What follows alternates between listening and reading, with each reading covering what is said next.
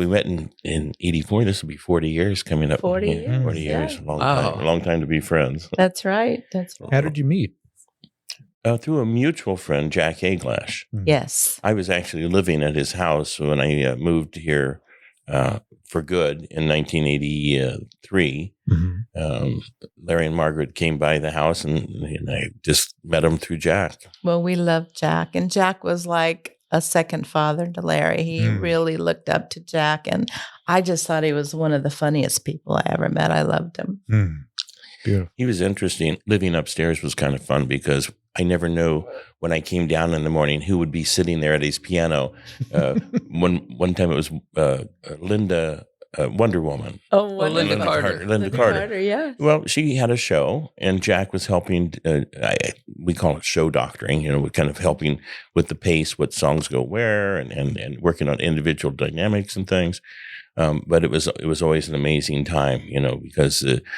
In addition to Larry and Margaret, I met so many really cool people living there for a year. Well, we lived there for a short time too. You did? We did. We sold our house and we were looking to go to the next one. So we stayed there for a while. It was really fun. Oh, We all know that upstairs. Oh. Yes. The house burnt. Every time I drive by 17th and St. Louis, I see that lot sitting there. I know. That was such a crazy house. It was wonderful. Yeah. What's weird is the lot looks so small and the house was so big. It was. The indoor pool with the thing that came over. Yeah. Pretty cool. He kept adding on to it, right? Is that? Oh, yeah. Because if you look at that whole neighborhood, Vicky Bassel, she lived across the street 2 doors down. Her father was a famous band director. Tony Bassel? Tony Bassel. Yeah, sure. Sure. And so that was back in the 60s or late 50s, early 60s. That was a residential area. I mean, that was a couple miles off the strip, and that was the edge of town. Eastern Avenue was the edge kind of town. Yeah. So those were considered suburban homes for the middle class. But as Jack started, rising in the strata, the corporate thing, instead of buying a new house, he just liked it there. He liked what he liked. Had that indoor pool. Yeah. It fit his personality. There's 2 things that were in that house that I would love to have had. First of all, in the living room, he had, I think, 5 Cugat, Xavier Cugat paintings. Yes. He helped start Charo.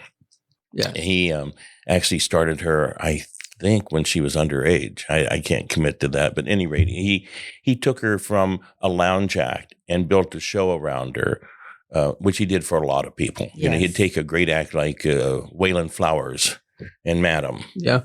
Take him from the Cash Bar Lounge to the Congo Room, but you'd have to write a whole show, the whole musical interludes and the arranging, the directing, and the creating. And he found a niche of doing that probably better than any other entertainment director on the strip, because down the Riviera, you had Sam DiStefano, you had Larry Lee up at the Tropicana, you had Joe Gershio, all these great entertainment directors. And he also controlled the entertainers better than anybody. When they would get out of line, he'd come in and give them that look and that deep voice, and they would shape up quick. Yeah, he would tell me, like Mel Torme, one of my favorite singers. Apparently, on opening night, Mel Torme would just be a nervous wreck. And it was like 30 seconds before he was supposed to go out and entertain his first audience for the week. And Jack slapped him really hard across the face. Just slapped him really, really hard. Yeah. And Mel said, "Thanks, I needed that," and walked out and was brilliant. But and entertainers have insecurities, like Johnny Carson. Johnny Carson sit there in the Burbank studios at NBC with Doc Severinsen, 5 nights a week, then 4 nights a week, then 3 nights a week, and then not an hour and a half. And he got very comfortable. But when he went on the road, Doc Severinsen took that time to go build his career and do symphony dates and his own touring. So Jack Aglash was Johnny Carson's entertainment director, conductor, and everything on the road. And those stories are pretty amazing. Pretty amazing. Well, and Larry can attest to the insecurities of entertainers. I know one of your favorites was Dusty Springfield.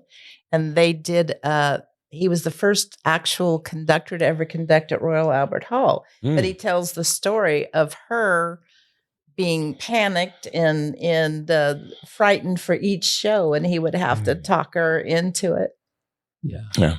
Pretty crazy. At Royal Albert Hall, she missed the whole rehearsal. I had written a whole new show, and it was being televised. In fact, it's now a video, the full video of her. I think it's one of the only ones. Larry where they looked like a actually Beatle in those days. did It a was whole cute. show. And I had the orchestra there, and she never showed up. And when I finally saw her, I said, "What? You missed her?" He says, "Oh, we'll be fine. You know what I do." And I said, "Why?" She said, "Well, I couldn't find shoes to match." Right? But she found an excuse. Yes. She found an excuse. Yes. One time at the Greek Theater, she wouldn't go on, and the people were screaming, Wow. "Dusty, Dusty!" It was like thousands of people there. And they had a city ordinance, that the music couldn't go past like 10 o'clock. So I said, "We have to get out there." And she was like panicked. And as soon as I pulled her out there, she felt Goes great. into show Then mode. she went into, I was always surprised because they did so many shows with Jack where they'd have all the different comedians, and the comedians would sit just so quiet and look so, frail. And all of a sudden it's their time to go on. And it's like, oh my God, is that the same man that we just saw in the green room? Mhm. Yeah, pretty amazing. I had my aunt come to town one time, my Aunt Edna from Denver, my mom's sister. And I said, "You're coming next week. Tell me who you want to see." And she said, "I want to see Tom Jones." And I said, "Okay." So I called the entertainment director over at the Bally's. It was in the celebrity room. And he owed me a few favors. So, helped his kid learn to play trumpet and, some things like that.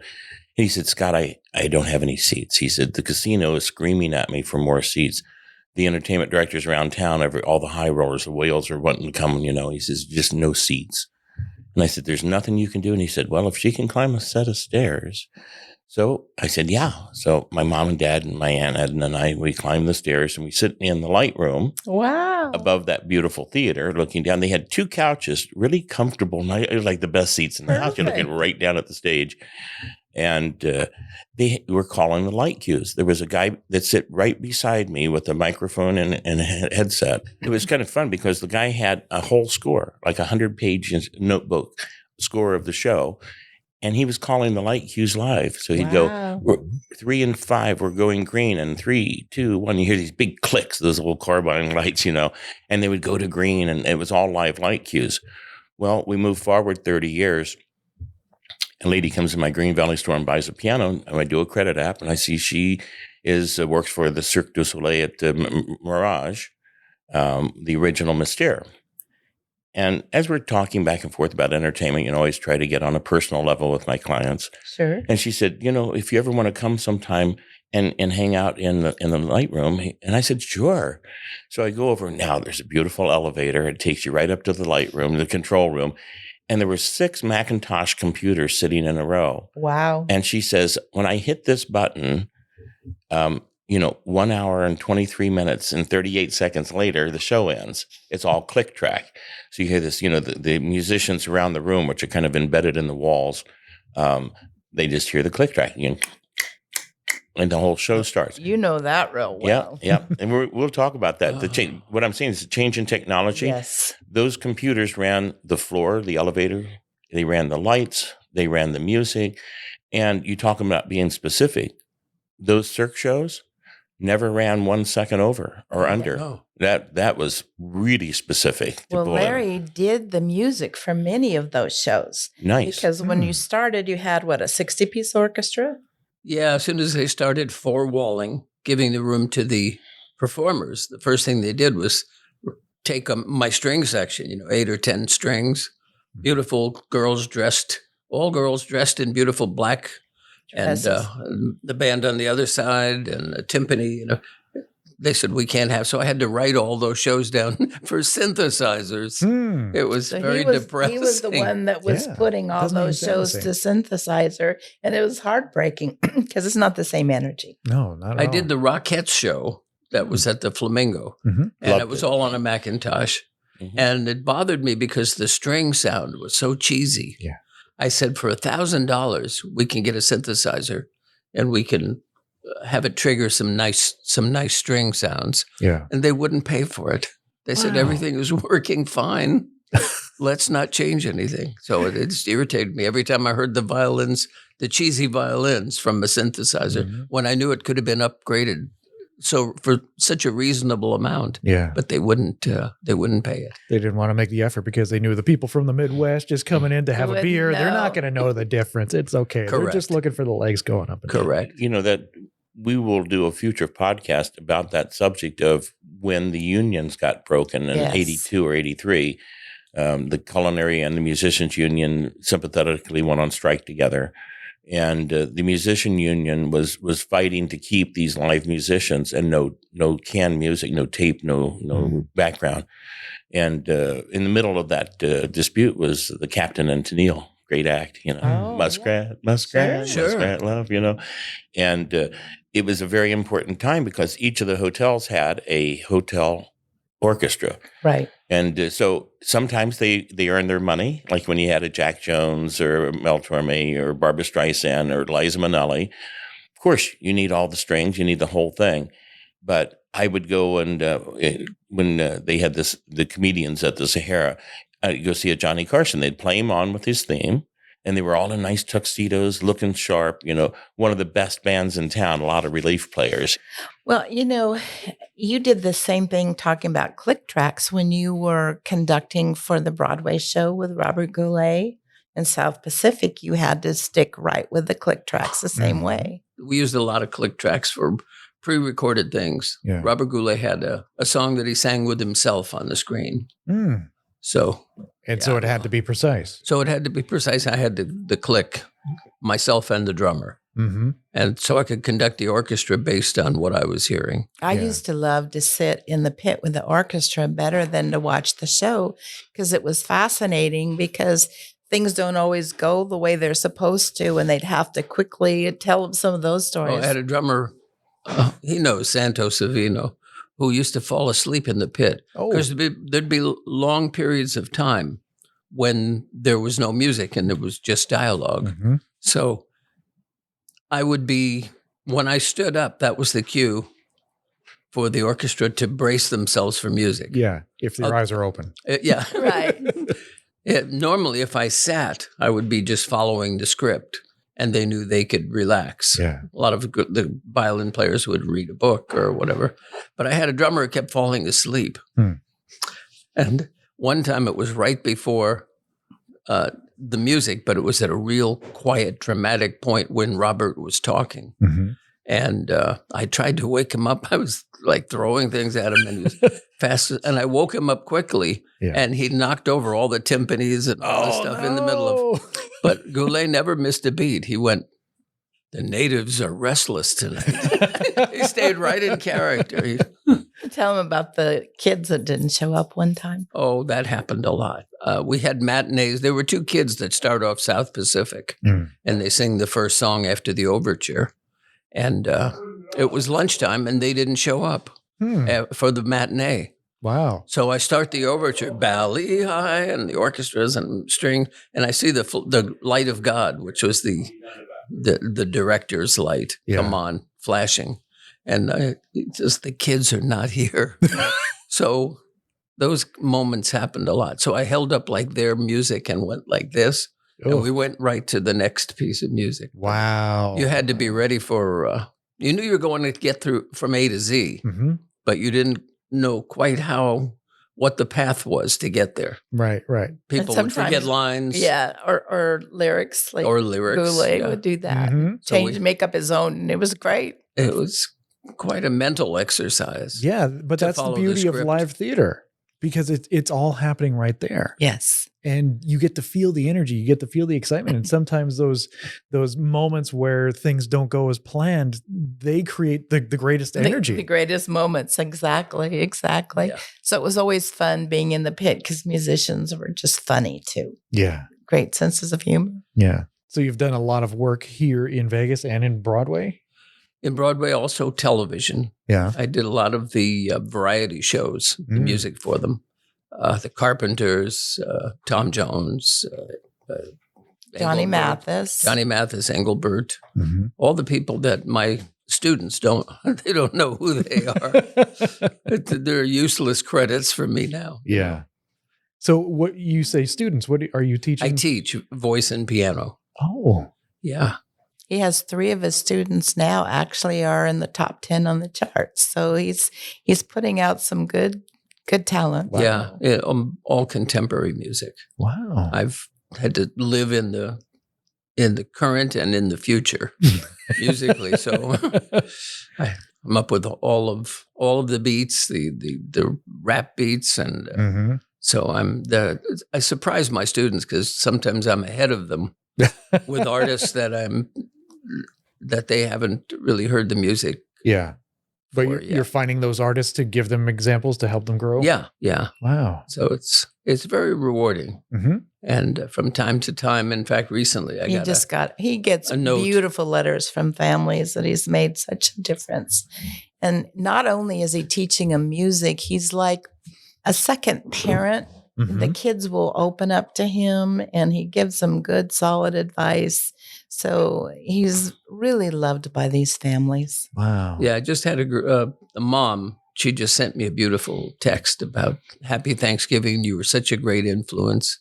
And that's Your daughter the just got rewarding part. accepted into college. She's at a music major at UC Berkeley. Wow. And she Fantastic. credited me, whether it's true or not, I'm hoping partly, she credited me with being the inspiration that kept her going. You're changing lives. He really is. I try, yeah. He is so many. His students love him.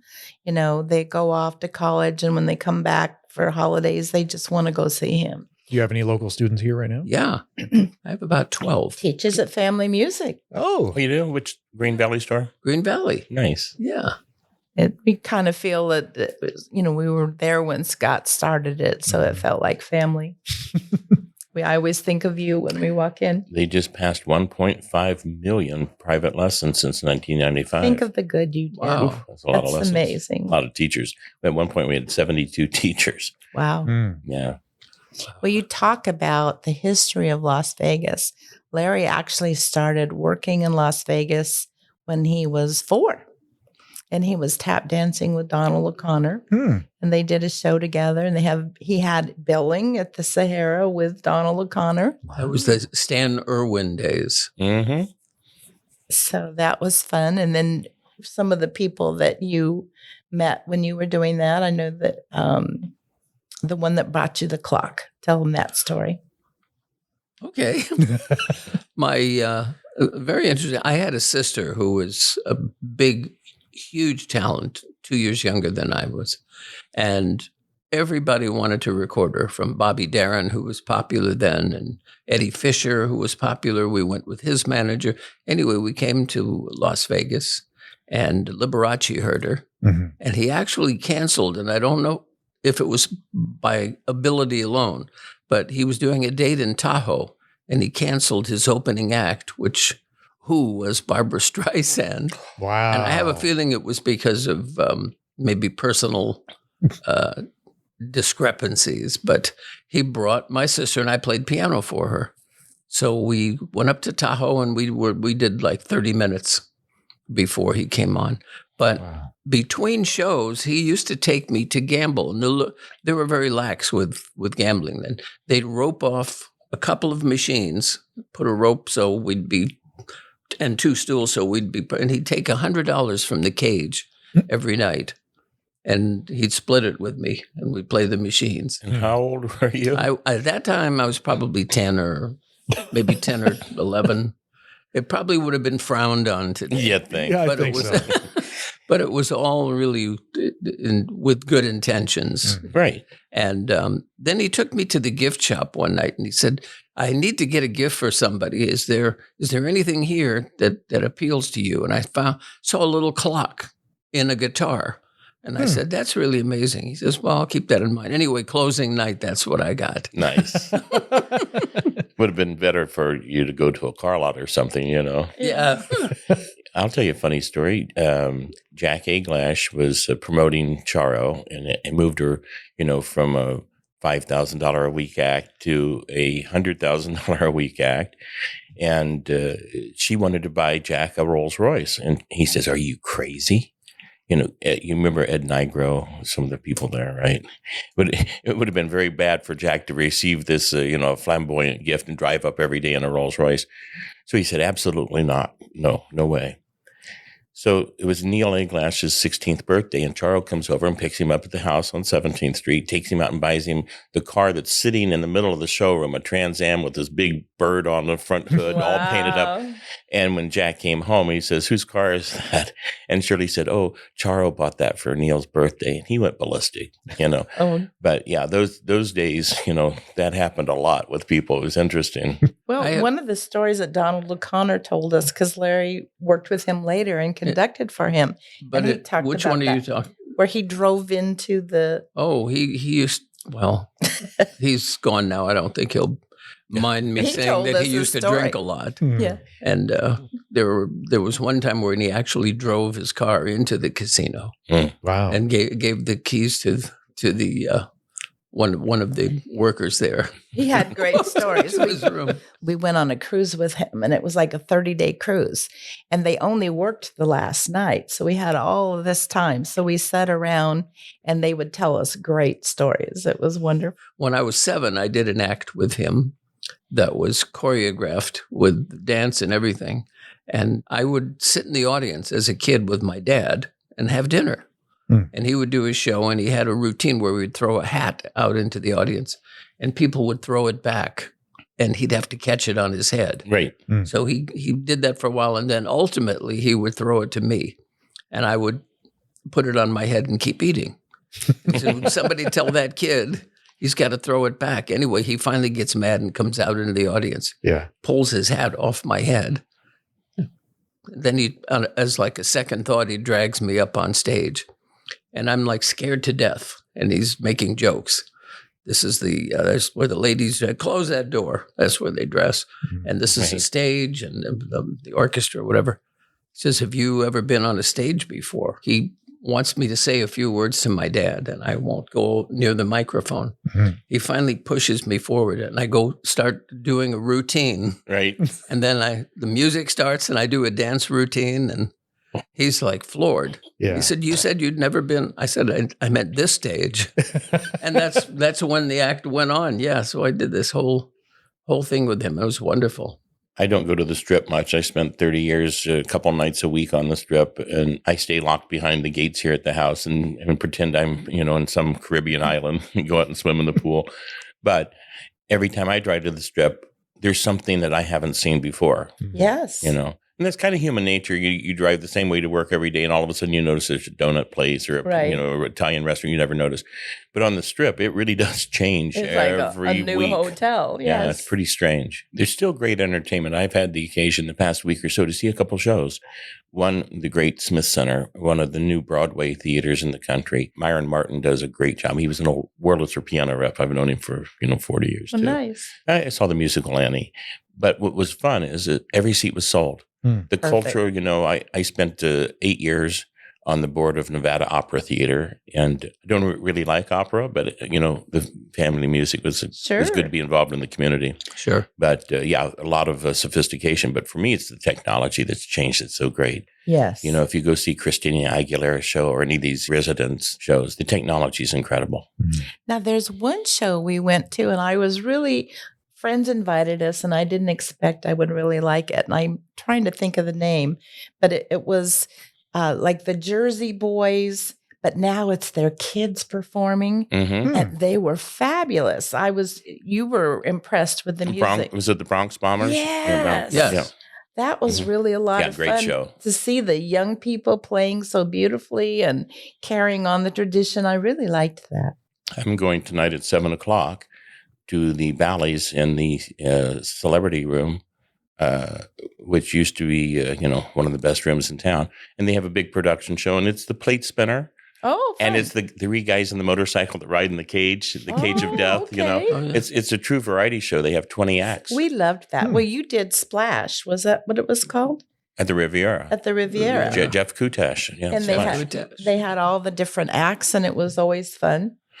I lost my lease at the Plaza Hotel. I had 5 very good shows a day running the Comedy Zone, which I actually owned. And Dick Clark wanted that room, and he was going to do Rock, Roll, and Remember. And they were so excited about having, Dick Clark's Rock, Roll, and Remember that they canceled my entire lease. Oh, When it came out. So I had to get rid of these shows, and one of them was a multi-million-dollar magic show with 12 white tigers. Dirk Arthur. Wow! If you ever if you ever look on the internet and look at his Animal Planet special, it shows him swimming with the big 600-pound tigers and things. Oh my goodness! Really incredible. But Dirk went and made a deal with Jeff Kutash at the Riviera to move his show up there. He was the headliner for Splash for a while. Oh, but I don't know if I can even tell this. Well, I'll tell it. We can cut it. His manager, Debbie Bibby, was a dear friend of mine. He wasn't going to include her in that move because he had negotiated at that time, I think it was $18,000 a week.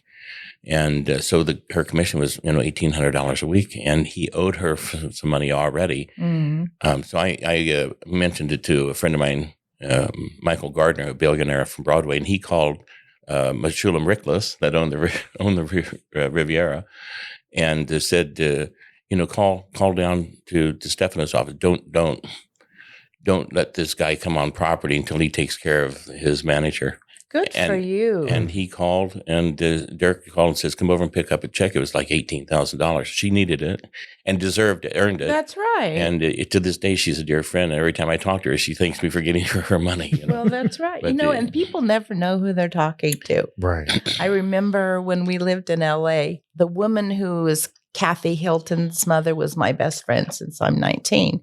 And we were at some private club, and I got up to go to the restroom, and Prince had all of his entourage there. And one of the bodyguards said, you're too close to Prince. You've got to back up. And I said, then get him out of the way of the ladies' restroom. Oh. So then Prince didn't like that I spoke to his guard. So he went to Rick Hilton, who was involved some way, and said, I want her to leave. And he says, well, we call her Aunt Midge here, and so you have to leave.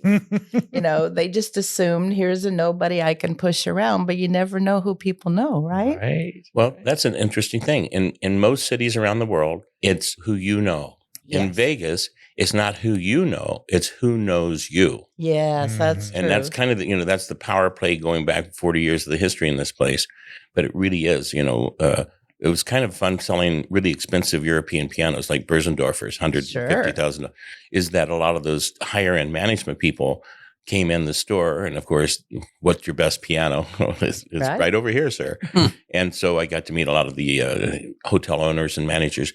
And there was a dwindling number of actual owner operators. The last one being the Johnson family over at the Westward Ho, and Ralph Engelstad up at the Imperial Palace. Do you remember him getting in trouble here with the Hitler birthday party? No. Oh, God, that should do it. I would have remembered that. Oh, no, it was he had the auto collection there at now Harrah's. It was the Imperial Palace, and it was a privately owned casino. I mean, no board of directors and no corporate things. It was Ralph Engelstad. So every year he had this kind of a private party, big party, 300 people, and he would roll that beautiful Mercedes convertible that you see pictures of Hitler in a lot. Oh, my God. He had the actual car. Some people would dress up in Nazi uniforms and things. Well, it horrified. And Larry, you can kind of attest to this. There was a Jewish contingent on the Strip, hotel owners, hotel managers, yes, entertainment directors, and they called them the Smobsters. They really controlled that little tight-knit thing. Yes. And they all got together and almost had Ralph Engelstad's license pulled. They fined him $100,000, which back then was a lot of money, but they let him keep his casino. But the corporations were trying to get rid of the private operators because they had cheaper drinks and cheaper. Yes. They were still running things the old way. Right. When the corporations came in at food and beverage, the entertainment, everything had to be a profit center. So all the comps and all the cheap prices and the $9 steak and lobster dinners, they were all disappearing. But these last holdouts, boy, the corporations wanted to get them out of the way. I remember hearing people complain that when they would lose $50 or $100 at the tables and they'd go in to have breakfast and coffee was $4. What is this? Yeah. Yeah. Howard Hughes had a hotel across from where he lived at the Desert Inn on like one of the top floors called the Silver Slipper. Yes. Remember that they had a 99-cent breakfast. And it was just amazing. It was 2 eggs and bacon and toast and coffee and juice. And, it's hard to find those deals anymore. Rip Taylor used to always say, all you can keep down for 99 cents. He was funny. Larry did a show that was Robert Goulet, Donald O'Connor, Debbie Reynolds, and Rip Taylor. Wow. That's the orchestra at the Aladdin. Oh, that's great. It was together again for the first time.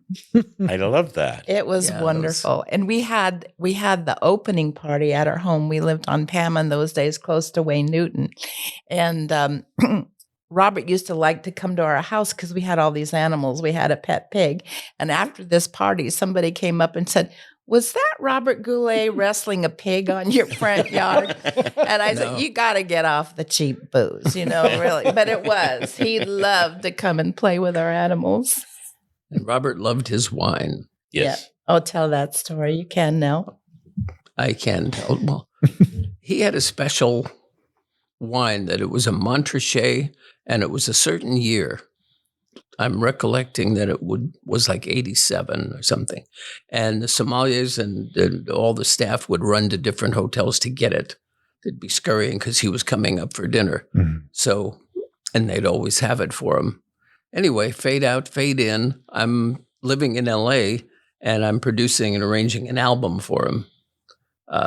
So he said, we'll just fly up and you'll stay at the house and we'll work on the album. So he picks me up in the Batmobile, but it was a Stutz, but I called it the Batmobile. Mm-hmm. And he said, before we go home, I have to stop at Smith's to pick up some wine. And he comes out to the car with a case of Blue Nun. I said, what happened to the Montrachet with the 87? And it's different when you're buying, right? Yes. Is that great? He had a lot of fun with him. Yeah, he's a great act. Vera was a little difficult at times, but Robert was a sweetheart. Yeah. Well, I'm kind of the reason Larry stopped working with them. Is that an interesting story? It's pretty interesting, I think. Right. I had been a mortgage banker. Entertainment was completely new to me. And they would do a show first before they take it to Broadway. And they did it in Orange County. Well, Larry had always told me about this wonderful woman who was like a mother to him on the road, Gloria, right? And so I was happy to meet Gloria. And she had just had back surgery, I think maybe she was in her mid-60s. And so we're after the show, Vera turns to her and said, Gloria, pick up that box. Well, it was a big, heavy box. The woman is in her 60s. She just had back surgery. So I said, let me carry that for you. That's how I was raised, right? You step in and help with a senior. So Vera turned to me and started poking me in the chest. And she says, she works for me, and you never interfere with somebody who works for me. She's physically poking me. Well, I'm a cowgirl. I don't play that, right? So I grab her hand and I pull her face right up to me. And I says, I don't work for you. And if you ever speak to a human being like that in front of me again, I will throw you through a window, and flipped her back. Very nice. So anyway, they went to Larry, of course, and this was right before New Year's. So you got to get rid of her. We can't, she's got to go. And lucky for me, he didn't do that, but it was the last time that they worked together. Vera is the reason why I joined the board on the Nevada Opera Theater. Robert had agreed to do a free performance, and after the performance, they received about a week later a $1,500 bill. Oh my God! There was $200 for Tuck's dry cleaning. There was a limo. There was the things that she brought to the dressing room that she thought it should have been in the writer.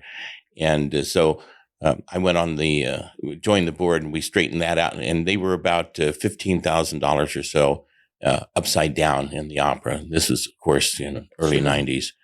And it took us 8 years.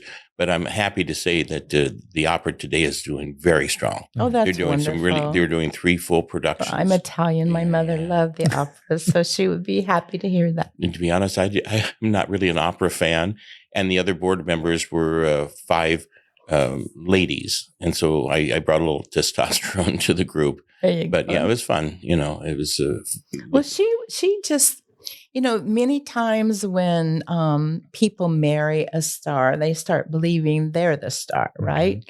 And that was the case because Robert was wonderful. He was funny. He was fun. He was down to earth. We loved him. But she just offended people everywhere we went. Yeah. Tell them the Sinatra story. That's a funny one. Frank had been in the dressing room. We came back to the Desert Inn. They were trying to have a conversation, and she kept interrupting. And Sinatra turned to her and said, "Shut the F up." And she was stunned, but she kept quiet. Wow. And the Easter bonnet story, that's really a good one. These are... Well, should we tell these stories? We should. When you're ugly, sometimes. It was the Saturday night before Easter Sunday. She tried to tell Robert how to take a bow, and he became incensed. He became furious, and he picked her up by the head. It was like, "Robert, put me down." He actually had her off the ground with her legs flailing. "Robert, put me down." Everybody clears out of the dressing rooms. I see her. She said, "Larry, are you coming to Easter Sunday tomorrow?" I said, "Well, yeah, we'll be at the house." She said, "And what are you going to bring me?" I said, "A steel-plated Easter bonnet." I know. Oh, that's a good story. That's a funny one. Did you ever go to the Sahara House on the golf course? Remember when the Sahara owned the Sahara Golf? It's now the International on the Desert. No, I don't think I've ever been. The big stars didn't like to stay on property because they were constantly being, bombarded. Right. Sure. But the Sahara smartly bought a house, and it was security guarded. And people like Carson would finish broadcasting at 4:30 on a Friday night and get on Phyllis McGuire's jet from Burbank and fly into Vegas. But he would never stay on the property. So as soon as he finished his show, he was out the back door. And it's at that property that some of the fun Vegas stories are told. Oh, I bet. We'll go into more of those later, but fun stuff. A lot of people never know that this exists because you're not invited in. But behind the MGM Grand Hotel, which at one point was the largest hotel in the world, 5,400 guest rooms, put that in perspective. If you were to sleep a different night in each room, it would take you 14.5 years to sleep through that hotel. But they have a thing called the mansions. Larry actually was one of 2 piano players. I can verify that. On the top floor, the backside of the mansions, is a 22,000 square foot penthouse, and that's where they put their residents. So right now, through the end of Christmas, this is now day after Thanksgiving, is where Usher is staying. Oh. And, they have, the 20,000 square foot is like 6 bedrooms. Well, they have a piano in there, and Larry was one of 2 people that would sit and play the piano in the mansion. And he couldn't even tell me who was staying there because they would have different people. And it was, he can't rent those rooms. You can't go to the front desk and say, "I'd like to book a night." One night they had the Russian mob there. And so they asked him for a folk song, and I'll be damned, he played it. Wow. And I only heard, he wouldn't tell me anything, but one of the people that was there said, "You won't believe what he did last night." Yeah. I also did the Brown Derby where I in Beverly Hills? No, the one at the MGM. Planet Hollywood. Oh, okay. Yeah. And Tom Jones used to come down and sing tunes. Even after he's done 2 shows, come down and sing show tunes. Well, and he invited you to some Italian restaurant. Again, after doing 2 shows, he would wake Larry up and have him come to some and sing all night. Nice. But one night there was my favorite story. There was a Mike Tyson fight because that big arena lets out right next to the Brown Derby. So all of a sudden, it emptied out, and I guess security hadn't thought ahead because there were a lot of gangbangers and people. It was the Compton crowd, and they were worried. And Tupac was killed that night, wasn't it? I'm not sure. I think so. Anyway, all of these people coming out and the security rushing, and a whole group of them came in and sat right around me at the piano. And one gentleman said, do you take requests? And I'm thinking, oh my God. I said, well, I'll try. He said, do you know My Funny Valentine? How could this guy with the chains all around and the tattoos and And we heard on the news that there was all this trouble, so I was so worried. And he came home with a wad of $100 bills. They had him play Sinatra music all night. That's great. You were in the safest place you could be. Yes. Who knew? Yeah. Wow. Just the sheer number of really cool venues in town makes it difficult to kind of have one place. Yes. But if you go backwards 40 years, there was one place in town after midnight and well until 4 or 5 in the morning where all the stars up and down the strip would usually do a cameo, come in and drop in. That was the Casbar Lounge at the Sahara. Remember those days? Yes. I would walk in. There would be, like you say, Robert Goulet or whoever was in the main room and Jack, and it would just be talking. Then next to them would be, I think, the short person that would juggle a chainsaw, a bowling ball, and a golf ball. Oh, no. It kind of almost circus stuff, and it would just be this conglomeration. And that was, and they also on Tuesday nights had the Terry James open mic, kind of a talent showcase. It's hard to find that anymore. Well, and there was an after hours breakfast place, Jazz and Eggs, right? And at Debbie Reynolds, Mm-hmm. and that was later. That was later, and all the people would come in and stand up and do one song. It was nice. I'm going to be calling Joey Singer. You know Joey, right? Of course, great guy. Actually, I had your stuff out because I'm going to be talking to you about a violin singer that I'm working with, Jackie Baskow, to do a show for. So, well, Joey actually was conducting for Debbie Reynolds when they did the show that was Goulet and oh yeah. So Joey was conducting. Joey was conducting for Debbie, and then Tim Fowler. Tim Fowler was conducting for Donald, and you O'Connor. had Robert, right? And I had Robert and comedian. Yeah. You know Mike Pretty from the Smothers Brothers, musical conductor. Yeah, not well, but Yeah, it was funny because these guys, we recognize singers. When you hear the radio, you just know the voice. Right. I was kind of like that with the pianist. And so they would come in. Oh, who was Frank Sinatra's conductor for a long time? Vinny Falcone, right. I would be at my desk at the Green Valley store, and he would come in. His wife would be shopping at Trader Joe's. So he'd have 30 or 40 minutes, and he'd always migrate over to one of the European pianists and sit down. And I could tell within maybe 3 or 4 bars. Yes. That was Vinny Falcone. Yes. I knew that time, that signature, sound. right? And I would hang up real quick who I was talking to and go and pull a bench up in the curve of the piano. And for 30 minutes, I had maybe one of the best piano players in the world. I mean, he was wonderful. 6,000 arrangements, in his head. He was wonderful. just amazing. Yeah, he died, about 3 years ago. He did, but Larry did Frank Sinatra's 80th birthday in Palm Springs, which was really fun. There's some fun stories about that too. But afterwards, one of the things I always wished we had on tape, he came up to Larry and said, I hope you keep playing because in my opinion, you're the best jazz pianist alive today. He must have been drinking a lot to come up with that. But that was really, I was like shocked. That was something nice. I have a great Vinny story. We were in Atlantic City and Robert calls me up, a Goulet, and says, let's go over. Pia Zadora is opening tonight and Vinny is conducting for him.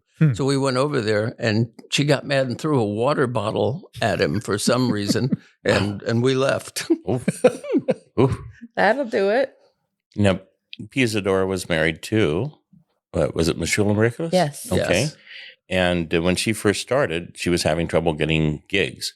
So he quietly, when they would book, it would guarantee that they would buy a full-page ad in like Variety, would market and promote so that people showed up to the show. But she was a great talent. There was a story going around, and it was funny that they don't do it anymore, but there was a big television show once a year called something like The Night of Stars. Yes. Remember that? Oh, I do. And all of the celebrities, everybody would come on, and they just come on sometimes just be introduced and walk off. Mm-hmm. But they were all there. And somebody once said, if they dropped a bomb on this building, Pia Zadora could be a star. Oh, that's cold. Ooh. Well, did you ever work with Jerry Lewis on the telethon? Oh, for many years. Yeah? For many years. Jack did that show. As a matter of fact, one of the most touching moments I remember about Jack was they moved the show from Caesar's Palace because of Jack. They moved it down to the Space Center behind the Sahara. And in the last few years, it was there. And then they finally ended up doing it at the Beverly Hilton because the stars didn't have to drive far and they could, come do their cameos. So I watched the show at the Beverly Hilton. It was Jack's last show. He was actually in a wheelchair, and he conducted. Wow. And after the show, I sat there and I watched all of these band members come up and take their picture and get his autograph. He was loved. He stayed there for an hour before everybody got a chance. They all had tears in their eyes because they knew it was the last time. Oh my God. But he was my buddy. We loved McDonald's. Oh. And Shirley wouldn't let him have them, and Larry wouldn't let me have them. So every once in a while he'd say, "Kid, you feel like a Big Mac?" I said, "Yeah, I'll meet you there." I did the chart on You'll Never Walk Alone. Oh, I love that. The way he ended every telethon for 25, 30. He raised over $3 billion. Amazing. For muscular. $3 billion. Wow. And it was a big honor to be on that band because he had first choice of every musician. And that was the one time they would come together and have just top players on every position. They loved it. I got a Macintosh computer when they first came out, and I learned the spreadsheet. And Jack said, "Can you help me with the payroll for the telethon?" Wow. And I thought, okay, well, you put a couple of fields in, you kind of connect them. So when you change 1 hour, it changes to the health and welfare. And, but there's, as you know, Larry, there's doubles and triples. So if a saxophone player plays the flute and then the clarinet, they earn money for each of the instruments. The complexity. And then there's the rehearsal pay. There's the live performance pay. Then there's the video, the telephone, So it was a complex thing. When I finished, I didn't realize how much work I had agreed to give to Jack. Was like you, my second father. Yes, he was wonderful. But yeah, it was like, I won't say the number, but you can imagine it was hundreds of thousands of dollars. A lot of work. So I'll tell you one last story about Jack real quick. I was managing a store called Music World on Sahara and Eastern. I actually started there in 1980 when it was Southern Nevada Music. Wow. But this little 14-year-old girl comes in with her parents, and they ask for the owner, Don Kemp. And I went back to the kitchen and I said, "Don, there's a couple here with a little girl that wants to see you." And he goes, "I can't see them now. I'm late to my Rotary Club." He says, "You take care of them." And he actually left the building. He walked out the back kitchen door and got in his car and left. Oh, no. So I walked up to these people and I felt really bad because they told me they had driven all the way up from Lake Havasu. Oh, my goodness. And I said, "Well, I'm sorry that, Don can't see you, but if you come upstairs, I have a 9-foot grand and I'd love to hear you play." So the girl goes upstairs, and I swear to you, perhaps maybe the finest musician I've ever seen in my life at 14. Oh, my goodness. She just was playing these really complex pieces. So after 3 or 4, I went to the phone and I called Jack, who lived just down the street, 3 blocks away. And I said, "Jack, I've got this incredible pianist." And I said, you have to see her. Please, can I bring her over? And he says, "Here." I said, "I close the store at 6. I'll be over at 6:15. And these folks were in such a financial situation that they were going to sleep in their station wagon. Oh, my goodness. Instead of driving back, to Lake Havasu. So I invited them to stay at my house. I called my mom and dad. I Nice. said, we're And having your parents were the best. Dean and Opal, they were the I greatest. love them. But Dad had to sleep with Mom that night. Oh. Kicked him out of his bedroom. Took one for the team, right? Right. After 3 sons, he found out what was going on. And at any rate, so I show up at 6:15. Remember, Jack had that Yamaha piano there in the living room underneath the Kugots that I wanted so much. That's right. And this little girl, very cute, kind of chubby. And she said, "Mr. Eglash, what would you like to hear?" And Jack said, "Well, you just play what you want to play." And she says, "Well, I know 6,500 arrangements." Oh, my God. Well, you would think that's, bullshit. Like, there's no way. And I was even thinking, bullshit. So she says, "No, honestly." And her father said, "Jack, go ahead. Give her what you want." And Jack said, "Well, do you know how to play Autumn Leaves?"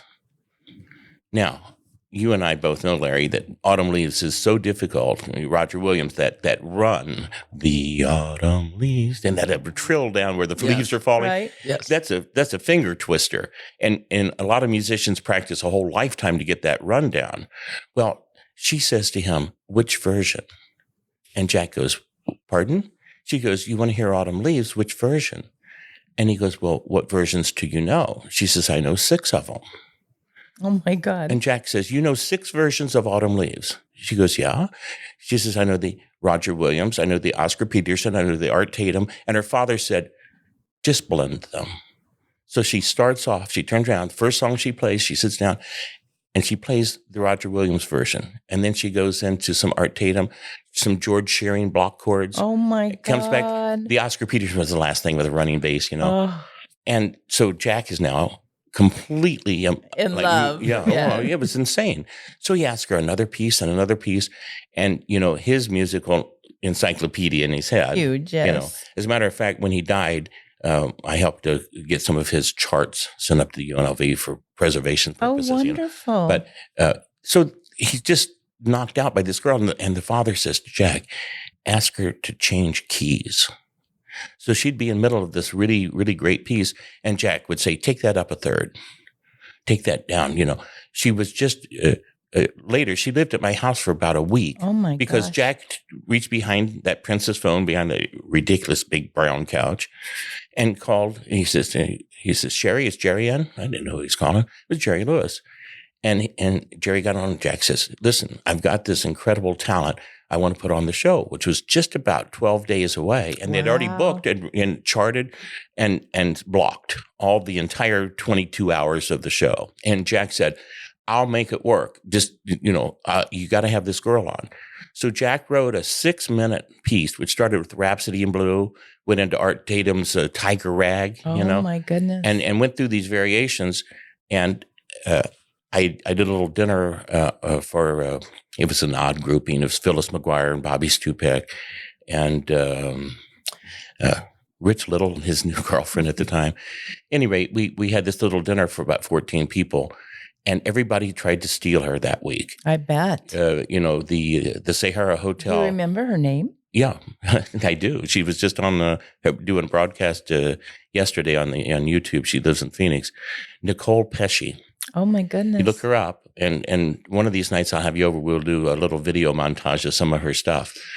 But Paul Loudon, the Sahara. Sure. Well, Sue Loudon bought her the dress she wore. Oh, how wonderful. And Phyllis McGuire came and said, do you think we can have a private party at my house? The big 40,000 square foot Rancho Circle house. Sure. One of the more interesting homes I've ever been in.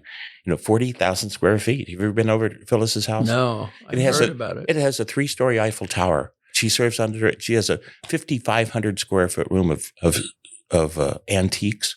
My goodness. I went over one time. She says, I just bought this. It was a wooden confessional from an old Catholic church in Europe. Just a weird collection of stuff. And because she was married to Sam Giancana, and we all know Sam died from lead poisoning, 6 cases. Yeah. But, and as you went down the stairs, he built a bomb shelter when he built the house. Oh my God. And after Sam left us, she turned that into a dance floor and things. So you'd go down, and as you went down the wall, when you go into entertainers' houses, you see pictures of other entertainers. When you went down that wall, it was leaders of the world, Charles de Gaulle and he and Sam and her. Wonderful. It was really interesting. Well, and I hope I can tell this story. So Phyllis has this party of about 100 people, and we bring the little girl over, and Phyllis introduces her. And after the party, I'm trying to stick next to the girl because I want to represent her. Sure. Jack Aglash wanted to represent her. My entertainment attorney, Mark Trados, in town. He wanted to represent her. Of course, Sue Loudon wanted her. Sure. Phyllis McGuire wanted her. But in the after party, I saw that Phyllis and the mother and the dad and another guy who I didn't know had sequestered over next to the bar. And I started to walk over, and Bobby Stupek stepped right in front of me. And I started to step to the right, and he stepped to the right. I stepped to the left. He was definitely blocking. Mm-hmm. And at one point, he raised his right shoulder back so that I could see a pistol. Oh, wow. Under his jacket. Now, he built the Stratosphere, Yes. and he ran for mayor.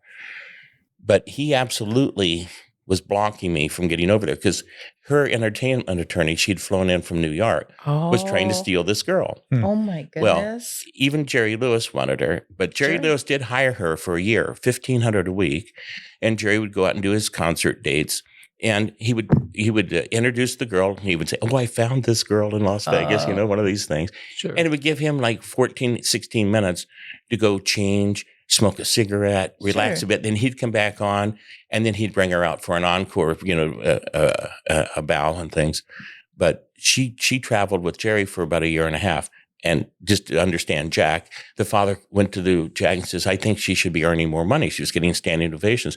At the telethon, she got what I think was maybe one of the longest standing ovations of any act on the telethon. My goodness. They stood up for 2 minutes. And Jerry. We were probably there because we were at all of them. Yeah, she played a 9-foot white Kimball of all pianos. It's okay.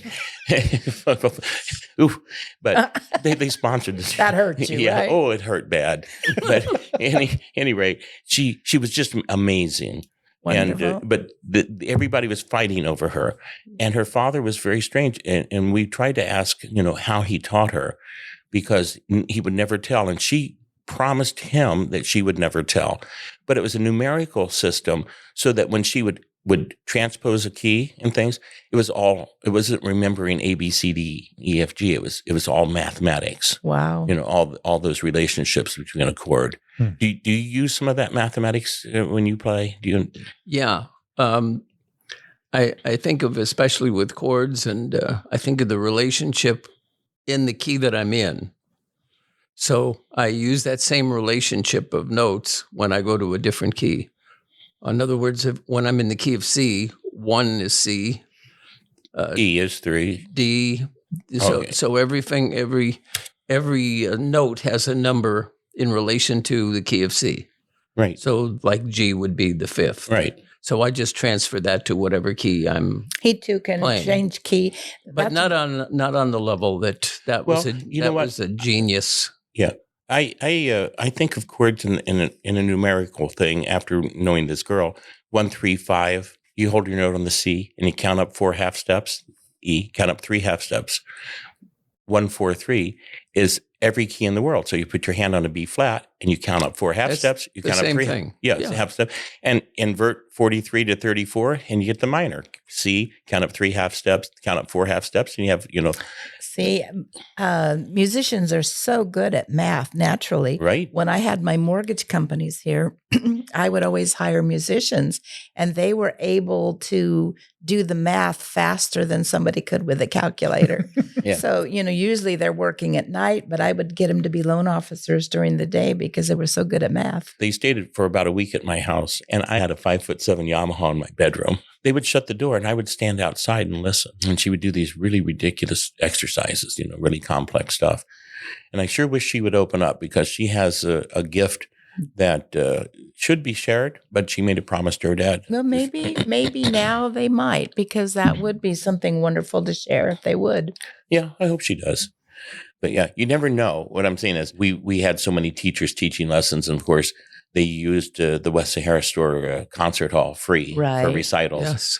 And every once in a while, you see this young prodigy. This person come along.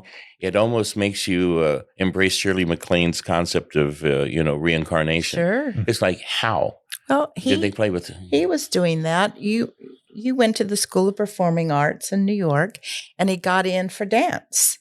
Really? And a tap dancer.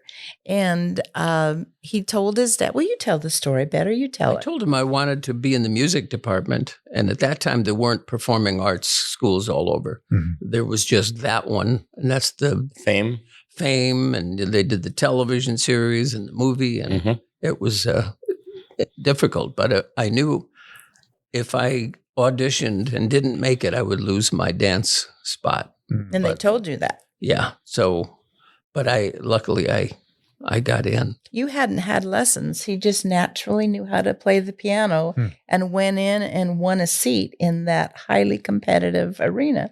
Did you go into college? Then I went to UCLA. Yeah. UCLA. Yeah. Yeah. I started doing television while I was there. And you knew Jerry since you were a young boy. I have a picture with Jerry holding me when I was 5. Yeah. Wow. Is the caption, "We're looking for a cure"? Okay, no, I'm sorry. One of the musicians got in trouble one year for that because he yelled out, he said, "Are we doing that You'll Never Walk Again song?" Uh-oh. And everybody just turned on it. It's "You'll Never Walk Alone." Oh, good. Walk alone. Well, and your dad worked with both Jerry Lewis and Dean Martin, right? My dad managed Dean and Jerry when they were doing movies. Wow, Yeah. So they go way back. A long time. that's amazing. Last time I saw Dean Martin was at was in the theater I'm going to tonight, the Celebrity Room at Bally's, and they had to wheelchair him from his suite backstage, and he would stand up when the audience would start cheering. They'd play him on, and he'd sit in a stool in the grand piano, and he was really awful the first 3 songs. I'm thinking, it's over. It's gone, It's yeah. kind of gone. But when he warmed up Yes. for the next hour, he was amazing. Oh. He was really fun to watch. Had just a way. He died shortly after that. I spent an afternoon talking with him at the Hamburger Hamlet on Sunset. Of course. I know it well. He would come in there every day at 4:00 Wow. and sit at the bar. His son got killed in a tragic Air And Force that's training jet. where he came down. Yeah. changed his life. Well, that would do it. I understand that. But I was happy to see Jerry and Dean reunite on the We telethon. were there that night. Yeah. Tell the story. Go ahead. Oh, no, you go Yeah. ahead. But I was on the orchestra that night. Nice. Who's the guy that replaced him? Lysinger? Oh, yes. The young kid. You knew him well. The piano player, and then he went in Lysinger. You know Not him. Lysinger. It was. Jerry. I'll think of it. Jerry treated him so bad. Well, and then was he rough. went and worked for that singer that's kind of the last of his. Then he went to work with Tony Bennett. Oh yeah. Oh well, that's a gig. And you knew him from when you were doing the Broadway show because he was a Broadway pianist too. Very talented. Wow, it's going to bug me now. I know. Lee Music Musiker. That it is. Lee Musiker. Thank you. just came to me. Yeah. That's right. Great musician. Well, remember the day I loved Sammy Davis. And that was just such a big thing. I saw him. He and Ray Charles were two of my favorites. But Sammy just left it all there. So one night towards the end, Larry was going to take me backstage to meet him, which was a big thrill. So we went into Jerry's room first. Right. Sat there. And What hotel? This was at the MGM when it was the old MGM. Yeah, the one that caught on fire. And those, I have a story about that, but for another. Me too. Go ahead. This one is just anyway. I took her in. We were sitting at the stools. They had that upstairs. You had to go upstairs and where the dressing rooms were, and Jerry had the one when you walked down the hall. He had the main one, and Sammy had the one to the right. And I guess he was changing it. So we sat in Jerry's room. And then when the door opened and Sammy was ready to entertain or visit, I brought Margaret in, and she didn't want to come in. And you can finish the story. Well, I don't know if it's a blessing or a curse, but I read energy really well. Nice. And I went to the door and I was just stunned. I said, "Oh my God, Larry, he's not well. We need to leave him alone." And I was pushing Larry. I wanted to meet him because I just have always admired him, but I just saw he wasn't well. And so I said, "Larry, he's not well. Let's just let him be, And he's just tired. He did 2 shows, right?" I said, "No, it's more than that."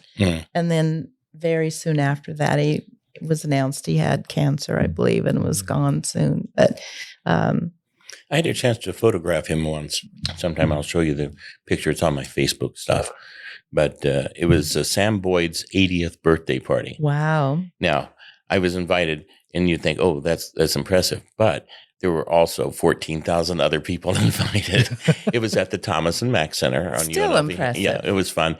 And everybody was there that night, but Sammy was just amazing. And I got some great shots of him backstage, But probably one of my favorite entertainers. He sang, he danced, he juggled. Bojangles. He did the gun, the World of Guns and the Keen stuff. Tap dancing, beautiful. Yeah.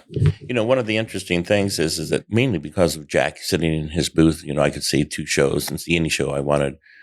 You would watch certain entertainers would have a set. So like Johnny Carson, they'd play him on. He had a very set routine. He did also a little juggling thing, and the Keen thing. And he sang 1 or 2 numbers and then they played him off.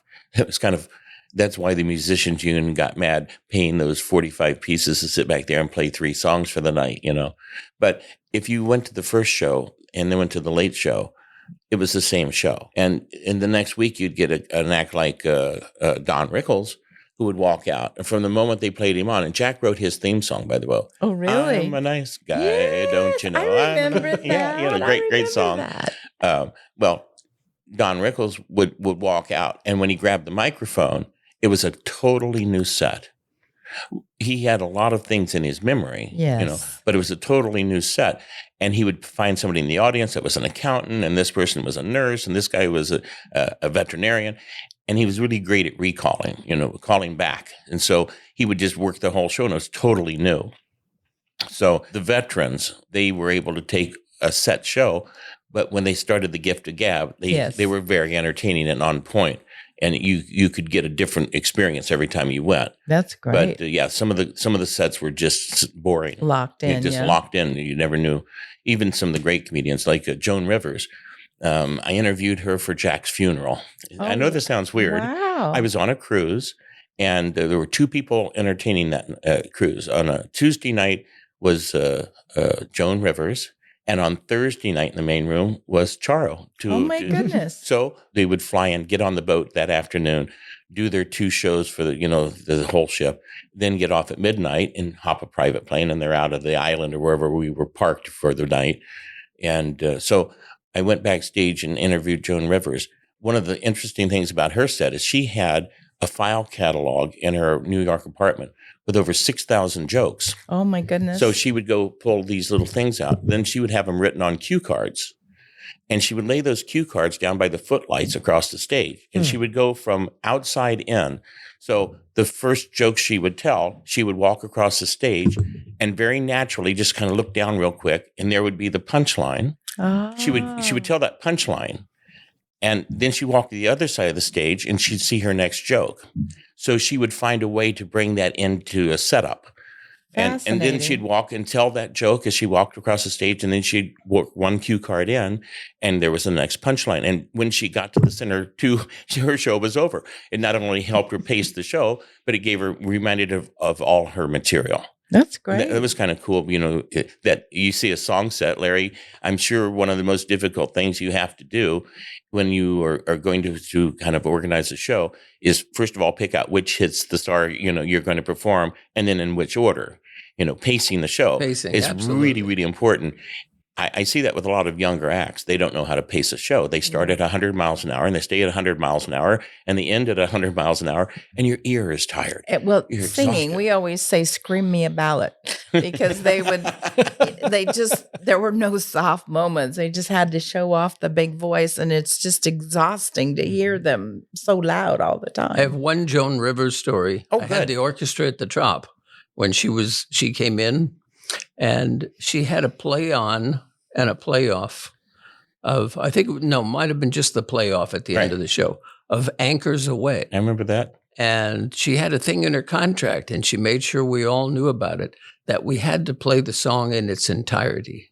Because in those days, when the curtain came down, you just stopped the orchestra. Yeah. Right. It didn't matter where you were in the song. Mm-hmm. But in her contract, you had to finish the song in its entirety. Keep that excitement going. Either that, or she had some allegiance or loyalty to that. So I never found out why. Maybe Edgar was in the Navy. Yeah, I Maybe. don't know. Don't know. Maybe, But yeah. it was in her contract. Yeah. Do not cut that song short. So when the curtain came down, we still had another minute and a half to play. Did you guys go to Jack's memorial? I think we were here. gone. We were. It was very touching. I bet. Between when he died and when they actually had the memorial at the Las Vegas Country Club, by the Country Club Towers, it was about 3 or 4 weeks before Shirley and Ryan could get the tribute show organized. And I was on the cruise in between there. So I went back and, interviewed Joan, just some stories about Jack, and she was approachable. I sat and spent 45 minutes with her in the international terminal at JFK Airport. Knew I was catching a flight to Europe, and she was coming back. And I just walked in and said, "We have a mutual friend, Jack Eglash." She says, "Sit down." And we talked for about 40 minutes. It was great. But Charo, I'll tell you a quick story. Jack was promoting Charo because he was going to make a fortune with Charo, mainly because the acts that were playing that room were all demanding $150,000, $200,000, $300,000 to come in and do a week worth of dates. And Charo was more affordable. So he had the orchestra. He wrote a show for her. And they got this idea one time to order maracas. So they had maracas with a Sahara Hotel name put on them. And when she... I remember that. Yeah, when she talked Jack into buying them, she ordered a number that seemed reasonable, for the room. But when they arrived, there was 5,000 maracas and it was just boxes, after boxes after boxes. That's funny. And the first night they used them, at the end of the show, everybody in the showroom got 2 of these maracas, and she led a Congo line out into the casino. So you see Charo coming through, and here's 600 people coming and saying, the casino thought they were under attack. It was amazing. It's hard to do those things in today's world because they're separate departments. Yes. And high rollers used to have a lot of carte blanche. Like I had a friend, he brought a lot of groups in. It was Southern Sporting Club from North Carolina. And I used to play the accordion on a 737 airplane. It would leave Charlotte, North Carolina at 7:00 at night. Flying to Freeport, Bahamas an hour and a half later. They gamble all night. We leave at 7 in the morning. We're back at 8:30 in North Carolina. Well, this guy found I was in Las Vegas, and he said, "Do you still have your organ and an accordion?" I said, "Yeah." So he says, "I'm going to be at the Imperial Palace tonight. Bring your accordion."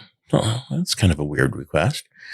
But he was wealthy, and he treated me well, for those years.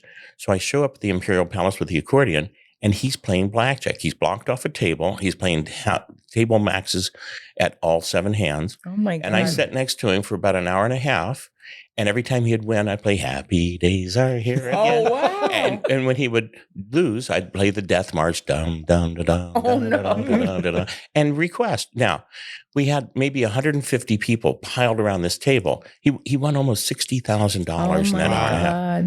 I later found out that he was terminal cancer. He died just a few months later. And this was his last hurrah, and the hotels really wanted to take care of him because for 30 years he'd been bringing flying gamblers in. So that was 1980, the year I moved here. Go forward to about 1995, 15 years later, I have some friends in town. We're going to see the show at the hotel. And my friend's gambling. I'm not a gambler anymore. I completely gave up 35 years ago on that. But I'm telling him the story. I'm saying, I played in this casino, the accordion. I says it was one of those nights in Vegas history that, nobody will ever believe. And the dealer says, "That was you?" And I says, "Really?" She goes, "Yeah, I was here that night. I actually dealt to Tommy Forbes. I dealt to him while you played the accordion." I tell people that story. Nobody believes it. And I says, "I know I have the same problem." Wow. Scott, you're the guru of music. When did accordions become so unpopular? I mean, it's like use an accordion and go to jail on the back of bumper sticker. Shortly after they were invented. Now, see, my family had an Italian restaurant in Fresno, and they always had an accordion player. In fact, it's the same one that ended Dick Contino. Dick Contino used to play at their restaurant. God, yes. Lady of Spain. So it reminds me of warm memories in that restaurant. I have the story about Dick Contino to show you how unpopular things became for, I don't know if I ever told you this story, but he had his prize accordion in the backseat of the car. And it was right on the seat. And he parked for a breakfast at Denny's, like late night breakfast. And he parked right by the window so he could keep an eye on the car. While he was eating, he heard the window crash. And food came out of his mouth. He ran out to the car and he saw that the window was broken. And when he looked in, there were 2 accordions. Exactly. Didn't he play at the Hole in the Wall? Yeah, I think so. Yeah, that the guy that owned that is kind of a bit of Vegas history. That restaurant, it advertises in the shadows of the Bally's, in the shadow of the Flamingo Hilton.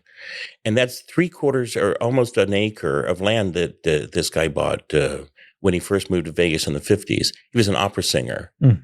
And Batista's Hole in the Wall. I remember that. Yes. Yeah, Batista. Well, I was going into a restaurant one night circa 2005, and here comes Batista. And I'm going, oh, man, how you doing? What's going on? And, I heard you sold your property. At that time, Park Place Entertainment owned the Flamingo, and they were going to tear that down and build a $2 billion resort on that property. Wow. One of these big resort, and they're still going to do that when it's not Park Place. But he says, yeah, I sold the land, and they gave me back an unlimited lease until they actually demolish and build. I can keep my restaurant there. And of course, the restaurant's still there today, 2023. And I don't know why I ask. I normally don't embarrass people, but I'm, curious. I said, do you mind if I ask how much you got for that 3/4 of an acre? And he started smiling. I'll preface by, he had a brand new, really cool pickup truck. And I said, why are you driving, 90 years, why are you driving a pickup truck at your age? And he goes, oh, I used it to haul my jet ski up to Bryant Head. And he was also self-piloting a big Beechcraft Bonanza, that he bought. But he told me $1 million for that 3/4 of an acre. Wow. Because the hotel needed it. Sure. They couldn't build. They couldn't build without him, Had it landlocked. But Dick Catena used to play in that Hole in the Wall. It was a fun place. My favorite act in the old days was the Barracinis and the orangutans. I have pictures of him. He did the Verena. I loved that act when the one would flip him the bird. I just thought that was great. Wrong way, Clyde. Yes, that was fun. Bobby lived about 2 blocks from me on Reno and Eastern. And we Jack, were there many times. Yeah, and he loved those animals. Clyde. Well, that's when I first understood how people will try to demonize somebody to make money. And I was helping them with that case. And you all have seen probably the videos where it looked like he was hitting the orangutan with a stick. Well, they said it was a metal bar, but it was a wooden with black tape. Dowel. Right. Now we know how strong these animals are. 4 times human here. Right. So if they were hurting him, they'd have torn him up. But we saw in his home a crib next to their bed where they had the babies. We saw where they had the animals. They were treated better than most people's children. They had televisions in there. They had people come in every day with fresh fruits and vegetables and all of the things they wanted. It was criminal what they did to that family. Yeah, it was PETA. Now, I like PETA. I'm an animal lover. Well, but they went overboard on him. Well, not only overboard, but PETA, we did a lot of research because of what they were doing to him. PETA never saved an animal. I'm an animal lover too. You know that. Mm-hmm. Well, they use it to fundraise, and they were using it for political reasons. So when they would go into a school and they would take the animals, they didn't take care of the animals. They euthanized them. Right. So you're not really an animal person to me if you're not helping animals. Well, I'll tell you a quick story. I'm negotiating with Dirk Arthur to bring his big magic show, which had huge props. He had 2 Bell helicopters. He'd make one appear on stage, and then he'd make it disappear. And then all of a sudden he'd blow a whistle, and he's in the back of the showroom on top of what was a second Bell helicopter, behind curtains when you walked in. Yeah. But he had these tigers. And so I had Mark Trados, the entertainment attorney, draw up a showroom contract, which was very complex. It was like 60 pages. I think it cost me almost $4,000 even back then to have this contract drawn up with all the liabilities and who's responsible for this and that. So we get to the point where now I've spent all this time and energy, and I've already talked to the Plaza Hotel. We're bringing this, really big act down, and we were going to have to make some changes to the showroom, the hang cages, and keep all it kinds safe, of keep it safe. So Dirk says to me, okay, I'm ready to sign the contract. 'Cause I had a master lease. So I only paid one price for the room. And then I had, these other shows that I negotiated on. So Dirk says, I won't sign this lease until you come feed the cats with me some morning. Wow. And I said, you mean come out and feed the tigers? And he goes, yeah. I says, well, what time do they eat? He said, 7 a.m. And I says, oh, Dirk, I'm a night guy, but, I'll be there. So I drove out Blue Diamond Road to this really beautiful compound. If you watch the Animal Planet special, you see the big sprawling, acreage for the compound. And he and Roy Horn are really responsible for saving white tigers. Right. There was only like 85 tigers in the world when they started this breeding program. Now there's over 20,000. Oh, that's wonderful. So they single-handedly saved a species. I can say I taught a lot of kids to make music. He saved a species. That's pretty amazing. So I get there and we kibitz in the house a little bit and kind of just talking. And he says, okay, time to go feed the cats. So we walked out back and he has these huge rows of caged in, and it looks like a golf course, where they have the big fences up and things. And he has 6 big freezers and he takes a little red wagon, and he starts bringing these big 10 and 12 pound birds that are totally frozen, like Sub-Zero. And he gets like 10 of these chickens in a wagon. And then we start walking to the first cage and there's a metal drawer and he pulls it out and he puts 3 of these birds in there and closes it. And the tiger comes over and I'm standing, 2 feet watching this thing and the big tiger saber-toothed Oh my God, teeth. that's intimidating. And they crunch into these frozen things like they're lollipops. It just crunches right through them. And he says, watch that animal eat. Because it's important that you know and that you tell everybody else that goes backstage.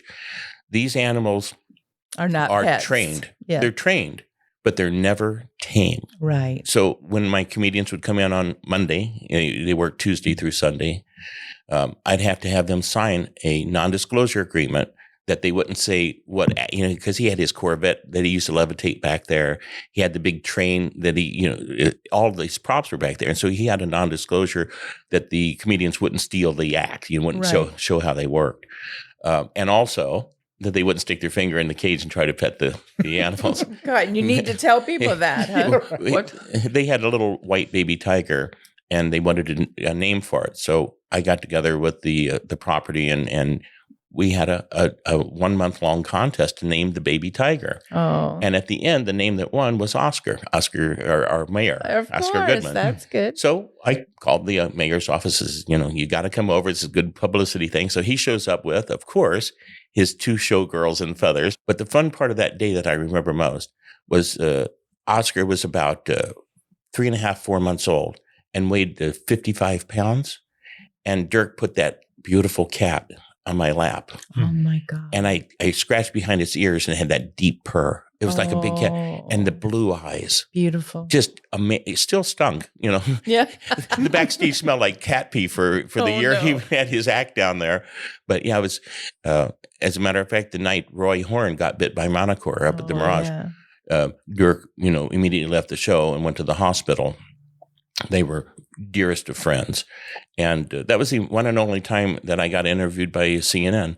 3 nights later, they were still covering the story, as Roy was recovering. They were asking me if we were going to make any changes. And I spoke with Dirk and, kind of got our thoughts together. And I says, no, Dirk's been performing for 30 years without an accident.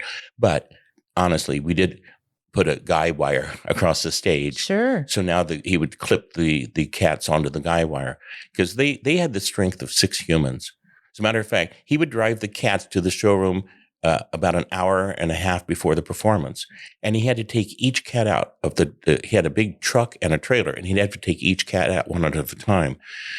And the hotel was so concerned about security that when we transported the cats from the truck to the stage and caged them behind stage and the cages back out at night to go home, they had to close the valet around the corner.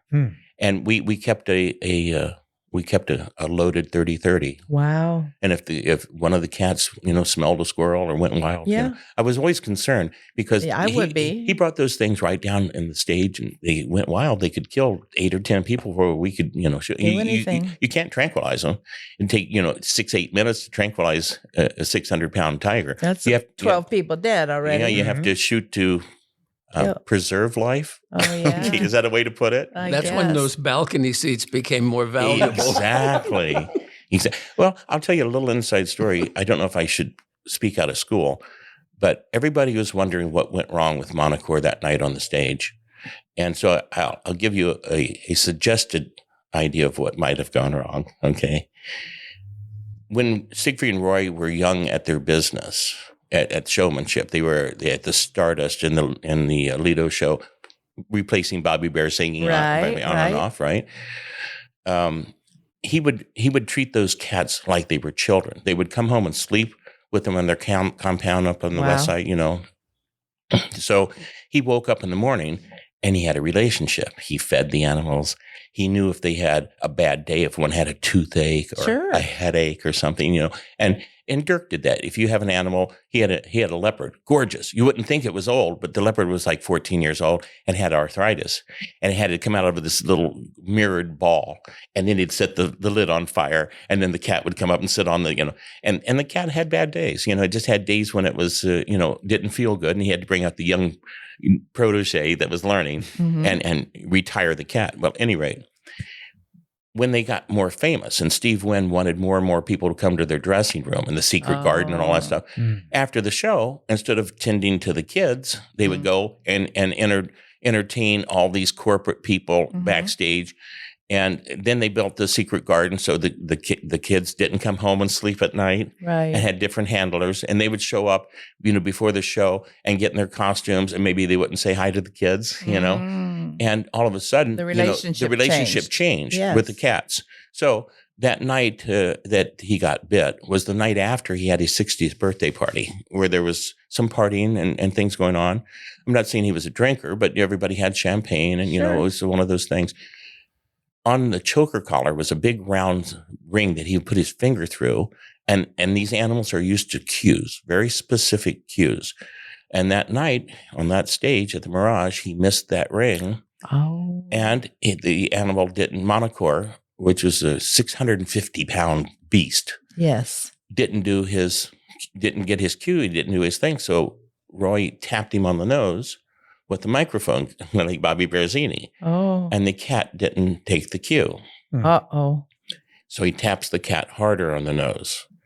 And people say that the story put out by publicity was Roy had a stroke and Monocore was trying to carry him off the stage. Yes, I heard that. You've heard that story, right? Those cats, they were so proficient at killing in the wild that they could look and see where the carotid artery jugular is. The jugular vein, and that cat bit him in the jugular and drug him off stage. They had to beat him with a fire extinguisher. Oh my God! To get him off of Roy, and Roy just bled profusely. Had a stroke right there on the stage. The last words that Roy did say though was, "Don't put Monocore down." Oh, because he loved them. He loved them, and they didn't. They didn't put the cat down. But working closely around those animals. That had to be amazing. It was pretty amazing. And they were so beautiful, but you learned really quickly not to put your finger in the cage. My first store was in Green Valley Parkway and Sunset. Right. Which is just about 3/4 of a mile from Tamiyasu, Pecos. Right. And on that street, of course, everybody knows the Casa de Shenandoah. Sure. Well, we lived right around the corner. Well, Bob Goulet and Vera lived in the Equestrian Estates. Right.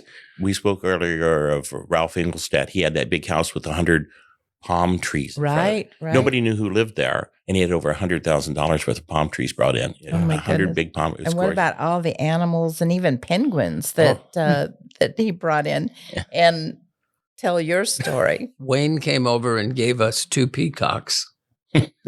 Because he had so many. He had so many. And at the time, we were raising Akitas, which the Japanese, they're like really tough, aggressive dogs. We had 6 of them. Wow.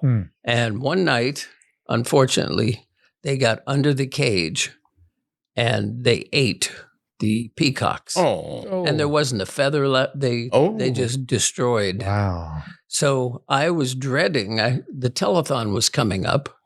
And I knew Wayne always comes on in the last hour. There's a commercial break and Wayne comes back to the orchestra and says, "Larry, how are the peacocks?"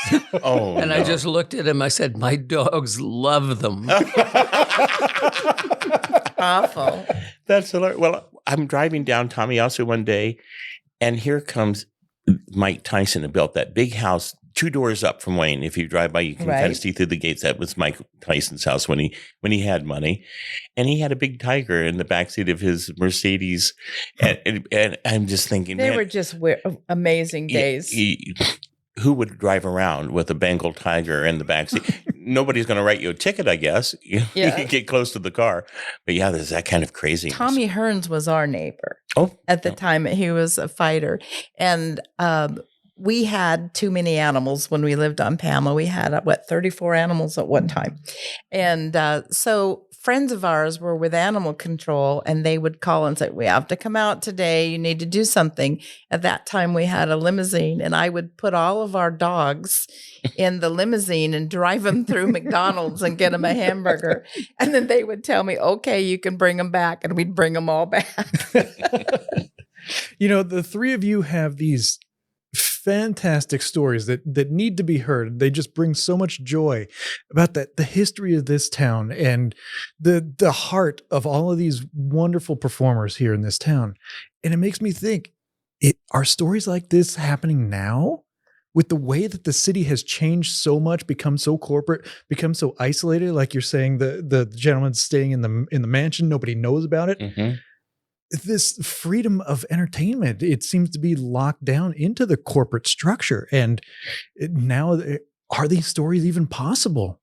Well, I would naturally say no, but our daughter went on the road. She worked at Sony, and then she worked for Sharon Osbourne, and then she ended up working for Kelly Rowland. Mm-hmm. And her and Beyonce would go out, and they did a world tour together, and they have just as many wonderful stories. It's just that we aren't privileged to them because it's a different generation. But I'm sure there's still some really good stories out there if somebody were to tell them. I'll answer that in a different perspective. Yeah. Let's say there were 14 major showrooms on the Strip. Mm-hmm. Most of them were 600, 700 seats. So they were intimate. Even if you sat in the back, you were close enough to see the face. Mm-hmm. And there was a camaraderie of people that played those rooms. So it was not unusual at 2 a.m. for those people to meet at certain places, maybe not in public, but they really got together and they encouraged each other. It was very rare that I would go to a Tuesday night opening at the Sahara Hotel where they wouldn't, either during the show or before the show or at some point, take the spotlight. And it was usually the entertainer would stop halfway through the show and say, hey, we have some special guests. Yes. Mm-hmm. And they run the spotlight around the room. And there was always 8 or 10 really big stars, and maybe even every once in a while, a superstar, that would show up. And I don't see that as much anymore because the rooms have gotten less intimate. If you go play the Coliseum at Caesars, it's 5,000 seats. Yes. And they're building this new Madison Square Garden, MSG sphere. Oh, wow. Yeah. Yeah, it's going to be, it's opening in, I think, late 2023. It's just going to be 20,000 seats, but all immersive. Those places intimidate me. I don't want to be with that big a crowd. I loved the days when you were almost could touch them. Yes. I would see Ray Charles, and I literally could reach up and touch him, and he would talk to us. I liked that better. But the economics had a lot to do with that.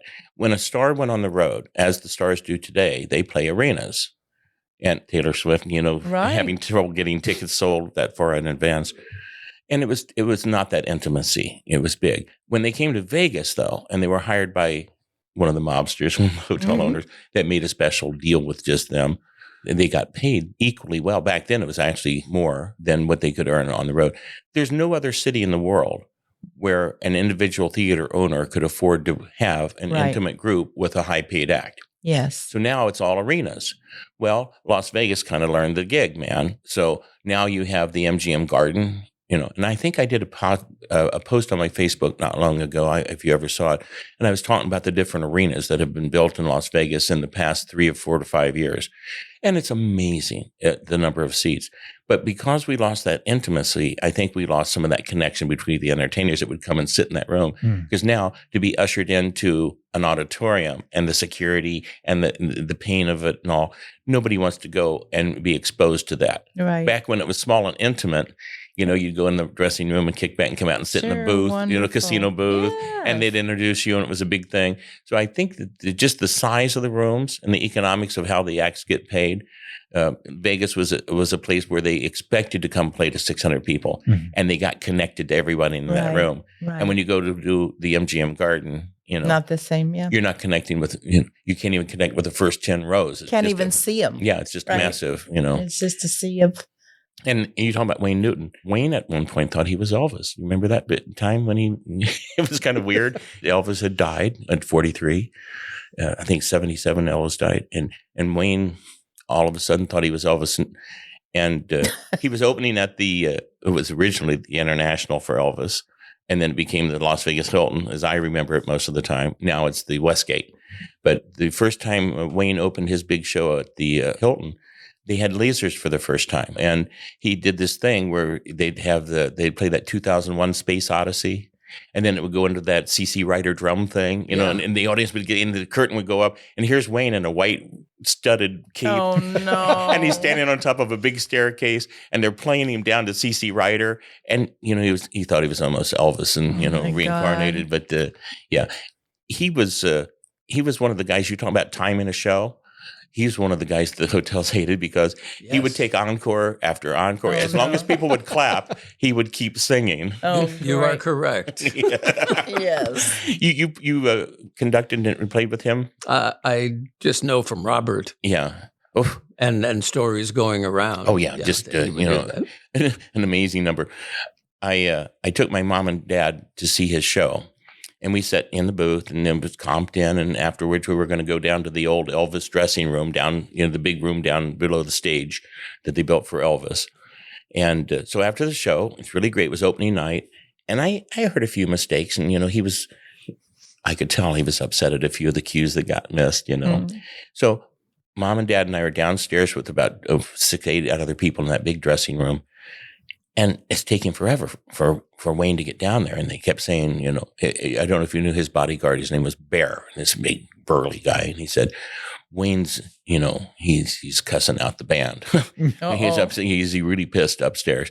He says, but he'll be down in a little bit. Well, I got a phone call and I had to leave. I don't want to go into it, but I did contracts for gold bullion deals, and they called and said there was a deal in Hong Kong, and I had to get home and write this ready, willing, and able contract and get it off to Hong Kong. So I left, and I said, Mom and Dad, just thank him for the show and leave because he's tired, he's irritated, and he just get out of his way. Mm-hmm. So I left. I went home, and I'm typing on this thing, and time's going by, and it's an hour and a half. They're not home. Mom and Dad aren't home. And I'm thinking, they got knocked in the head. Something happened to them, So I called down to the hotel and I said, you have to ring the maitre d's booth, which they hate doing. And I got the maitre d who knew me. And I said, listen, I left Mom and Dad in Wayne's dressing room and I'm scared because I don't know where they're at. And he goes, relax. He says, they're having a great time. He says, as a matter of fact, Wayne invited him to the second show to sit in his booth. He had him stand up and send a bottle of champagne, and everybody wished him a happy 50th anniversary. Cute. And Mom came home; she was on cloud nine. That was her main. She was the cutest thing. Oh my God! The Midnight Idol, Mr. Vegas. I was upset when George Wallace. Oh yes, George Wallace started using Mr. Las Vegas, and it kind of irritated me a little bit because that was Wayne's time. That was his thing, yeah. And he sang the national anthem at one of our ball games about 2 months ago, and he forgot some of the words and didn't hit some of the notes. And you know what? We're getting older. Yeah. It happens. But, he's still fun to go hear his stories. I loved his horses. Oh, my God. Remember, he'd have big barbecues. Mm-hmm. Once a year, he'd invite everybody. He'd do it for different charities. Mm-hmm. And these most gorgeous animals. It was just breathtaking to watch them run. He bought Elvis's jet. An early jet, and brought it and put it on the property there at Casa de Shenandoah and got it prepared so that people could walk in, they'd have it glassed and you could see Elvis's jet. And they found mold in it. Oh, no. And they never let him open it to the public. So it's just sitting there. Stuck with the jet. And the penguins. Remember he had penguins? Oh, yeah. Well, you have an Elvis story. Tell him your Elvis story. I guess I can tell that now. Yeah, it's been long enough. It won't. Yeah, I put a show together for Susan Anton. Love her. And you founded her. Yes. At 17 or something? Taught her to sing, yes. Right after she was first runner-up to Miss America. Yeah. And Miss California. Miss California, correct. Anyway, Elvis liked her. Mhm. So she said, between shows, let's go over to Elvis's dressing room. And so I got to meet him briefly. Mhm. And at one point, he sat down next to me and he had a huge belt buckle with mementos on it. And he began to tell me the story of each one, why it was put there. And after that, we mingled and I sat back down on the couch. He came over again about 20 minutes later and said, "Did I ever tell you about my belt?" Oh. And he proceeded to tell me the whole story, That's sad. almost word for word again. And out of respect, Yeah. I listened to the whole story again. Well, did you ever meet Bobby Morris, the drummer? Of course. Yeah. Bobby was the oldest agent in town. He started his Bobby Morris agency and booked acts all over the country, lounge acts. And Bobby, by default, became Elvis's drummer and then his conductor and musical director the year that Elvis made his big comeback at the Las Vegas Hilton. And Bobby just died about 4 months ago. Yeah. He was 92 and still could. I tried to get him on America's Got Talent. He was Downbeat magazine said that he was one of the top 10 drummers in history. Really? He wrote this thing called Drumology that Buddy Rich played. Buddy Rich doesn't read music. Yeah. So Bobby would play it, and then Buddy Rich would play it and learn it by sight. All of that. So, but Bobby was this amazing thing. I said, "Bobby, this win this $1 million. Let's have some fun, get some publicity." I said, "All you have to do is walk out on a walker, 90-year-old guy, sit down on the stool, drop a couple sticks, knock over the hi-hat stand. And then when you start, people are going to start off kind of slow and people are going to go nuts, And he never really did that. But the Bobby Moore story with Elvis is when Elvis opened at the International Hotel, they built that hotel and it was off the strip. And it was built with mob money, of course. And they were trying, if you watch this Elvis movie that's out currently, you'll see a little of that history. But they needed a big act in that room. That was a good movie. Yeah, Yes, that was a good movie. I really enjoyed it. They needed a big act to bring people that mile off the strip. And so Bobby had this song and he took it to Elvis and he says, "I have this song that I really think is great and I think you'll like it." He handed it to the piano player and Elvis sang through this song one time and he says, "I really like that song too." And the night he opened, he debuted that song and it became one of his most famous, "Suspicious Minds." Wow. Oh, my goodness. I'm caught in a trap. Sure. That whole I thing. know it well. Yeah, sure. so it was kind of Bobby was responsible for getting that song on the charts, and Bobby was just an amazing musician. But back then, they everybody in that band, even Wayne's band was well rehearsed. Tom Elan, the trumpet player, all these guys, Joe Lano on the guitar, Sure. Oh my goodness, he was wonderful. I remember when we lived on Pama, we would have big parties, and the band that was Wayne Newton's would come over to the parties, and they would bring his bandstand. We'd have like a whole thing going on in our backyard. And so one day Wayne says, "Well, at least if you're going to use my band and use my equipment, you can invite me to come to one of these." Yeah, so. He was philanthropic. He did a lot for the community. Yeah, nice stuff. Big act. Well, I think we've used up 2 hours. I can't believe it. Ryan has to get running. Just having fun, and Larry's got lessons. Yep.